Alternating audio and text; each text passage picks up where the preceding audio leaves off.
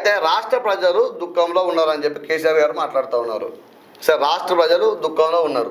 ముందు మీ ఎమ్మెల్యేలు దుఃఖంలో ఉన్నారు కాబట్టి మీ ఓడిపోయిన ఎమ్మెల్యేల దుఃఖాన్ని మీరు తుడ్చండి. అలాగే మీరు ముఖ్యంగా ఆ ఫామ్ హౌస్ లోపల మీరు ఫామ్ హౌస్కే పరిమితమైనారని చెప్పి, ఫామ్ హౌస్ ముఖ్యమంత్రి అని చెప్పి తెలంగాణ ప్రజలు చిత్కరించుకున్నారు.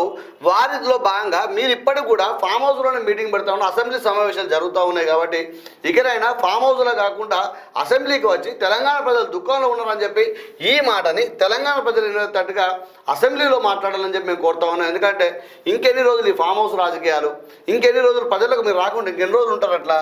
అసలు ఇప్పటికైనా బయటకు వచ్చేది ఇంకా రాలేదు. ఇంకా చూడు, ఇక్కడ సర్కారుకి ఇక టైం ఇవ్వమాట వీళ్ళకు. అంటే ఇంతకుముందు మీడియాలో రకరకాల కథనాలు చూడొచ్చు.